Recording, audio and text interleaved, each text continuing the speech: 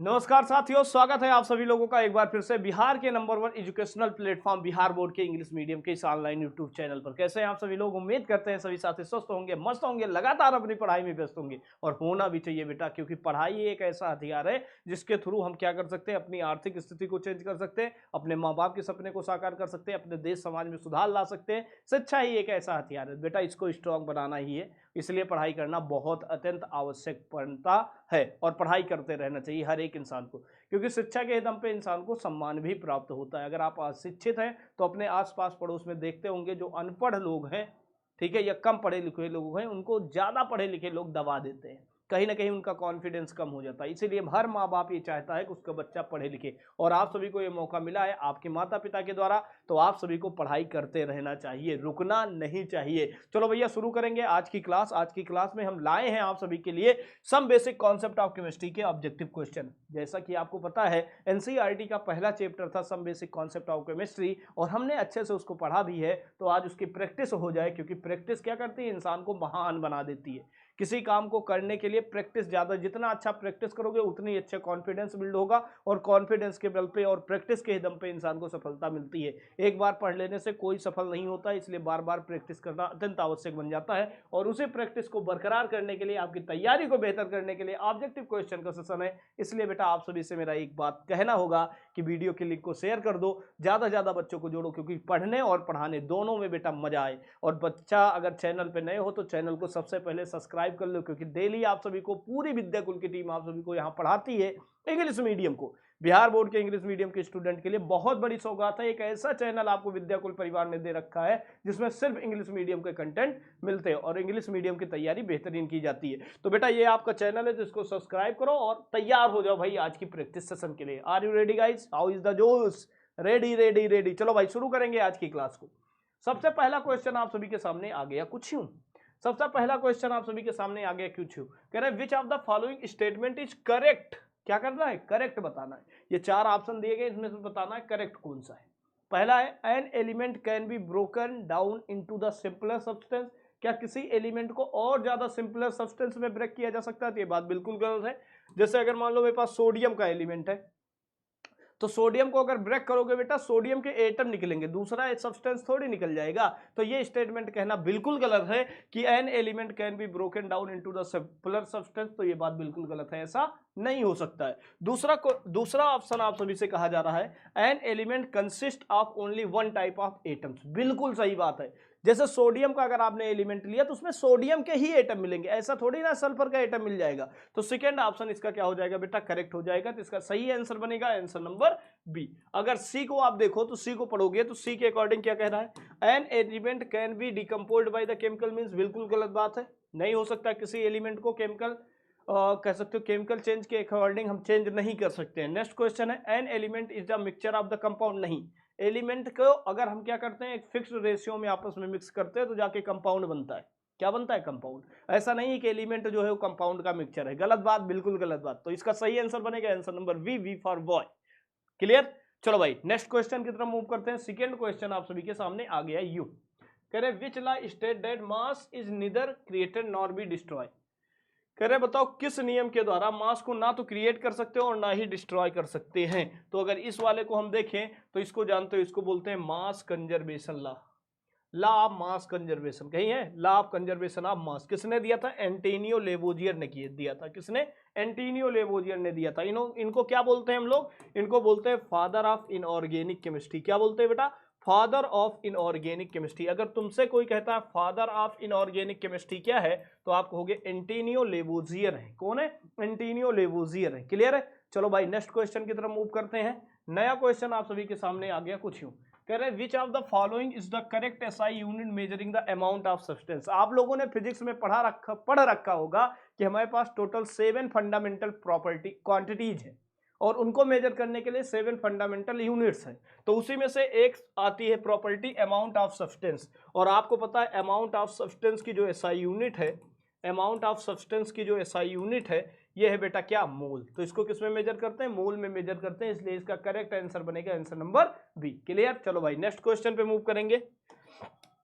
Next question आपके सामने आ रहा है, the molecular mass of H2SO4। H2SO4 का मॉलिक्यूलर मास क्या होता है? तो सबसे पहले आप सभी को पता है कि जो H2SO4 है इसका नाम होता है सल्फ्यूरिक एसिड। क्या होता है बेटा? इसको क्या नाम देते हैं? सल्फ्यूरिक एसिड कहते हैं। अगर इसका मॉलिक्यूलर मास निकालोगे तो आपको पता है मॉलिक्यूलर मास निकालने के लिए 2 इंटू हाइड्रोजन का मास, 1 इंटू सल्फर का मास और 1 इंटू क्या करना, 4 इंटू क्या करना पड़ेगा? ऑक्सीजन का मास। मतलब हाइड्रोजन के 2 एटम के मास को, सल्फर के 1 एटम के मास को ऑक्सीजन के 4 एटम के मास के साथ जब कंबाइन करोगे तो जो भी मास निकल के आएगा वो क्या कहलाएगा? मॉलिक्यूलर मास कहलाएगा। क्या कहलाएगा बेटा? मॉलिक्यूलर मास कहलाएगा। अगर हम मॉलिक्यूलर मास की बात करते हैं तो हाइड्रोजन के 1 एटम का मास 1 ग्राम होता है, सल्फर के 1 एटम का 32 ग्राम होता है, ऑक्सीजन के 1 एटम का मास 16 ग्राम होता है। अगर टोटल ऐड करोगे तो 98 ग्राम पर मोल आ जाएगा। देखो बेटा, मॉलिक्यूलर मास की यूनिट होती है ग्राम पर मोल, तो इसका सही आंसर बन जाएगा 98 ग्राम पर मोल। यहाँ पे 98 AMU लिखा है। ये AMU क्या होता है बेटा? AMU का पूरा नाम होता है एटॉमिक मास यूनिट। क्या होता है? AMU का पूरा नाम होता है एटॉमिक मास यूनिट। और एटॉमिक मास यूनिट का यूज किया जाता है एटम के मास को कैलकुलेट करने के लिए, जिसको हम एटॉमिक मास के नाम से जानते हैं। किस नाम से जानते हैं जिसको बेटा? जिसको हम एटॉमिक मास के नाम से जानते हैं। तो इसका करेक्ट आंसर बनेगा आंसर नंबर डी। चल भैया नए क्वेश्चन की तरफ मूव करते हैं। नया क्वेश्चन बड़ा प्रेम से पढ़ो। एक बार बेटा सेशन को शेयर करो यार, है इतनी कम संख्या में मजा भी ना आता है यार, है ना तुमको पढ़ने में ना तुम्हें पढ़ाने में। देखो कितनी एनर्जी लगती है, रात भर दिन भर कंटेंट लिखने में समय लगता है बेटा। तो एक बार सेशन को शेयर किया करो। अपना ये प्यारा सा चैनल है, इसमें ज्यादा से ज्यादा ऑडियंस को बिल्ड करो। पूरे बिहार की ऑडियंस को जोड़ने की जिम्मेदारी तुम्हारी है यार, और तुम लोग नहीं करते हो तो ये गलत बात है। केवल मैं ही एफर्ट करूँ ये बात तो नहीं बनती ना बेटा, तुमको भी थोड़ी सी मेहनत करनी चाहिए, अपने टीचर का प्रोत्साहन बढ़ाना चाहिए। तुम्हारा एक लाइक और एक शेयर हमारा क्या करता है? मोटिवेशन का काम करता है। और ज़्यादा मेहनत करनी पड़ती है, और ज़्यादा मेहनत करने का मन करता है, रात भर जग करके कंटेंट बनाने का मन करता है, सब तुम्हारे लिए। ठीक है, तो एक बार बेटा बनता है लाइक भी करो, शेयर भी करो, बच्चों को जोड़ो यार, अपना चैनल है। चलो आगे बढ़ते हैं। विच of the following has the largest number of molecule? किसमें सबसे ज्यादा नंबर में मॉलिक्यूल्स हैं? अगर हम मॉलिक्यूल्स की बात करते हैं तो मॉलिक्यूल्स क्या होता है? देखो बेटा, मोल नंबर इक्वल टू क्या होता है? मोल कैसे निकालते हो? गिवन मास अपॉन में molar mass. Given mass upon में क्या लिखते हो बेटा? Molar mass. क्या होता है बेटा? Molar mass. अगर हम मोल नंबर को ही रिलेट करें नंबर ऑफ पार्टिकल से तो मोल नंबर इक्वल टू क्या होता है? मोल इक्वल टू होता है नंबर ऑफ पार्टिकल्स अपॉन में क्या लिखते हो बेटा? अपॉन में लिखते हो एवोगैड्रो नंबर। क्या लिखते हो बेटा? Avogadro number. अगर हम बेटा यहाँ पे मोल की बात करते हैं तो गिवन मास आपका कांस्टेंट है, आपका देखो मोलर मास। अब देखो मोल नंबर जो होता है ये किस पे डिपेंड करता है बेटा? मोल नंबर डिपेंड करता है नंबर ऑफ मॉलिक्यूल्स पे। नंबर ऑफ पार्टिकल्स मतलब नंबर ऑफ मॉलिक्यूल्स पे। जितना ज्यादा मोल नंबर आएगा उतना ज्यादा पार्टिकल्स होंगे।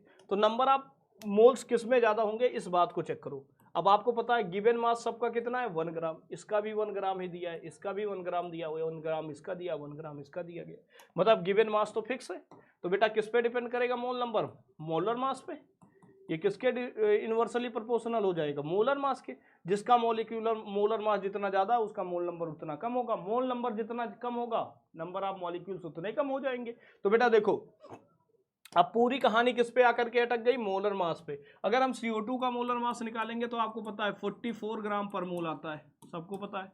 अगर नाइट्रोजन का निकालोगे 28 ग्राम पर मोल आ जाएगा। अगर बेटा हाइड्रोजन का निकालोगे तो ये आ जाएगा 2 ग्राम पर मोल।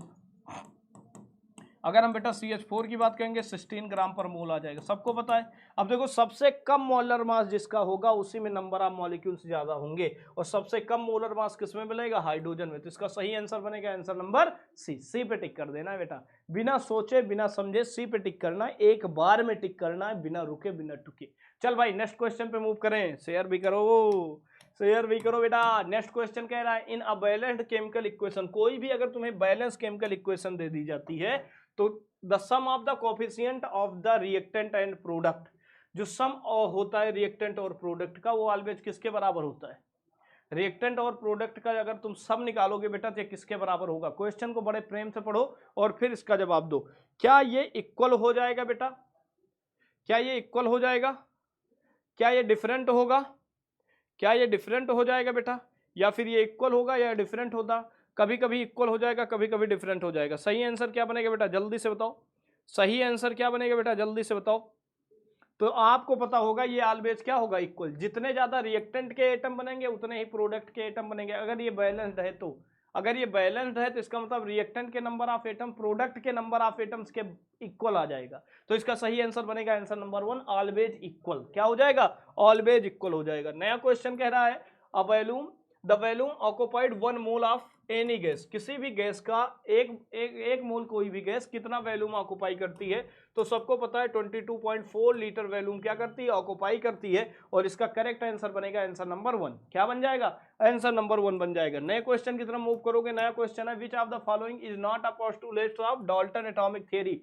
डाल्टन एटॉमिक थ्योरी का कौन सा पोस्टुलेट्स नहीं है, ये क्वेश्चन का आंसर बताओ बेटा। इसका आंसर क्या बनने वाला है, atom of different element have the different size and mass, atom are individual and indistributable. यही बात है, इंडिविजुअल का मतलब जिसको विभाजित ना किया जा सके। इनके अकॉर्डिंग यही कहना था, एटम क्या होता है, इंडिविजुअल होता है। ठीक है, कह रहे हैं कौन सा स्टेटमेंट सही नहीं है। Compound is form by the combination of atom, atom can be created and destroy in the chemical reaction. ठीक है भाई, इसके अकॉर्डिंग, अरे यार ये क्या हो गया, ये क्या हो गया भाई, ये तो गड़बड़ हो गया। क्वेश्चन में कह रहा कौन सा डाल्टन का पोस्टुलेट नहीं है, तो बेटा इसके अकॉर्डिंग जो है पहला ही वाला नहीं है। डाल्टन ने कहा था सभी एलिमेंट के जो एटम होते हैं मास और साइज में क्या होते हैं, सेम होते हैं। ये बात गलत है, तो ये वाले पे टिक कर दोगे। नए क्वेश्चन की तरफ मूव करो बेटा। नया क्वेश्चन क्या आ गया आपके सामने, कह रहे हैं विच of the following is the example of homogeneous mixture. Homogeneous mixture होता है ऐसा जो आपस में क्या हो जाए, मिक्स हो जाए, जिसकी आइडेंटिफाई कर पाना पॉसिबल ना हो कि दोनों में कौन कौन से कंपोनेंट मिलाए गए। जैसे सॉल्ट का जो सोल्यूशन होता है वाटर के साथ, ये बेसिकली क्या होता है, होमोजीनियस मिक्सचर का एग्जांपल है। नया क्वेश्चन है which of the following the example of chemical change. Chemical change का एग्जांपल कौन होगा, मेल्टिंग ऑफ द आइस, ये तो फिजिकल है। बॉइलिंग ऑफ द वाटर, ये भी फिजिकल है। Rusting of iron, breaking of the glass. बेटा रस्टिंग ऑफ आयरन जो हो जाएगा केमिकल चेंज हो जाएगा।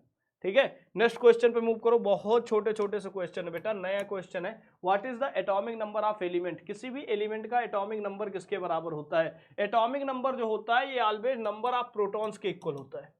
नंबर ऑफ क्या बेटा, प्रोटॉन के इक्वल होता है। अगर एटम न्यूट्रल है तो नंबर ऑफ प्रोटॉन जो होता है नंबर ऑफ इलेक्ट्रॉन्स के क्या हो जाता है, इक्वल। तो यहाँ पे आप कह सकते हो number of electron in the nucleus, number of proton and neutron in the nucleus. ना तो ये सही ना तो ये सही, number of proton in the nucleus सही बात हो जाएगा ऑप्शन नंबर बी। कौन सा सही हो जाएगा, बी। ए वाला भी क्या हो जाएगा, गलत। नए क्वेश्चन पे मूव करना भाई। नेक्स्ट क्वेश्चन क्या आ रहा है, नया क्वेश्चन है which of the following element has the highest electronegativity. सबसे ज्यादा इलेक्ट्रोनेगेटिविटी की अगर हम बात करते हैं तो पीरियोडिक टेबल में लेफ्ट टू राइट मूव करने पर इलेक्ट्रोनेगेटिविटी बढ़ती है। और सबसे किनारे कौन मिलता है बेटा, फ्लोरीन। तो फ्लोरीन की इलेक्ट्रोनेगेटिविटी पूरे पीरियोडिक टेबल में सबसे ज्यादा होती है। तो इसका करेक्ट आंसर बनेगा आंसर नंबर सी। सी पे टिक करना है बेटा, क्या, सी पे टिक कर देना है। नए क्वेश्चन की तरफ मूव करो बेटा।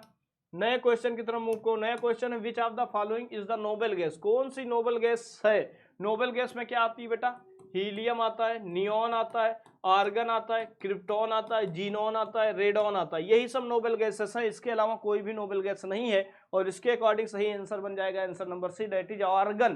क्या बन जाएगा बेटा, करेक्ट आंसर, आंसर बन जाएगा आर्गन। क्या बन जाएगा, सही आंसर बन जाएगा आर्गन। चल भैया नए क्वेश्चन पे आ जा। नया क्वेश्चन आ जा, नया क्वेश्चन आ जा।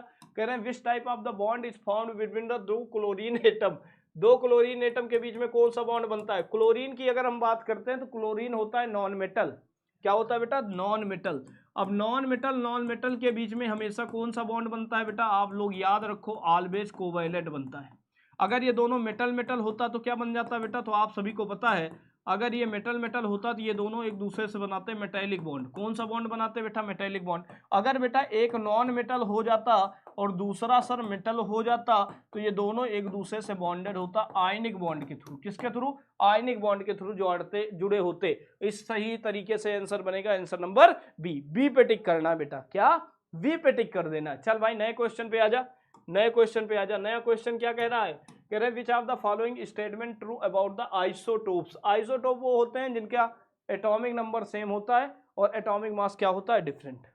कह रहे हैं they have the same number of the neutron but different number of protons. गलत बात है, सेम नंबर ऑफ न्यूट्रॉन हो जाते हैं तो इसको बोलते हैं आइसो न्यूट्रॉनिक स्पीसीज। क्या बोलते हैं बेटा, आइसो न्यूट्रॉनिक स्पीसीज। क्या बोलते हैं इसको, आइसो न्यूट्रॉनिक स्पीसीज। इसको आइसोटोप नहीं बोलते। कह रहे हैं they have the same number of proton but different number of neutron. ठीक है, सेम नंबर ऑफ प्रोटॉन की बात किया गया, इसका मतलब ये क्या हो गया, एटॉमिक नंबर। क्या हो गया, एटॉमिक नंबर, क्योंकि हमने बताया प्रोटॉन नंबर हमेशा एटॉमिक नंबर के बराबर होता है। तो अगर एटॉमिक नंबर सेम हो गया, इसका मतलब ये आया कि ये आइसोटोप्स की बात हो रही है। सही आंसर भी हो जाएगा। नया क्वेश्चन है, which of the following is the correct electronic configuration of magnesium. Magnesium का एटॉमिक नंबर होता है 12, यहाँ पे आता है नियोन, उसके बाद आता है 2s2। नियोन की बात करो तो 1s2 आएगा, 2s2 आएगा, 2p6 आएगा, 3s2 आएगा, सॉरी 3s2 क्या बन जाएगा, 3s2। सही देखो 3s2 कहीं पे है, सही आंसर है, आंसर नंबर ए हो जाएगा, कोई दिक्कत की बात नहीं। चल भाई नए क्वेश्चन पे मूव कर जा। नया क्वेश्चन है, which of the following acid is known as king of the chemical. Sulphuric acid king of chemical कहा जाता है H2SO4 को, दैट इज सल्फ्यूरिक एसिड। तो सही आंसर क्या बनेगा बेटा, सल्फ्यूरिक एसिड। ठीक है, क्या बन जाएगा, सल्फ्यूरिक एसिड बन जाएगा। चल भाई नेक्स्ट क्वेश्चन पे मूव कर भाई। Next question, the pH value of the neutral solution 25 degree Celsius. ये बेसिकली रूम टेम्परेचर होता है, और रूम टेम्परेचर पे ही हम कोई भी सब्सटेंस को क्लासिफाइड करते हैं कि वो एसिड है कि बेस है। तो अगर ये न्यूट्रल कंडीशन पे होता है तो इस कंडीशन पे न्यूट्रल के लिए पीएच वैल्यू आ जाती है 7, जैसे वाटर। तो सही आंसर बन जाएगा answer number B, that is 7। चल भाई नेक्स्ट क्वेश्चन पे मूव कर जा। नेक्स्ट क्वेश्चन क्या है, which of the following is the property of metal. Metal की प्रॉपर्टी क्या है बेटा, ये तुम्हारे लिए होमवर्क है। इसको सॉल्व करके बेटा इसका आंसर तुम लोगों को कमेंट सेक्शन में करना है कि इन चारों में से कौन सा ऑप्शन करेक्ट है। सारे बच्चे इसको करेंगे और इसका कमेंट सेक्शन में आंसर भी करेंगे, ठीक है। तो प्यारे बच्चों ये कुछ इंपॉर्टेंट क्वेश्चन थे, some basic concept of chemistry के। आई होप आप सभी को मजा आया होगा। कैसा रहा आज का सेशन जरूर कमेंट सेक्शन में बताना, और तैयार हो जाओ बेटा अगली क्लास के लिए। मिलते हैं अगली क्लास में, bye bye, take care, love you all. मिलते हैं अगली क्लास में, take care take care take care.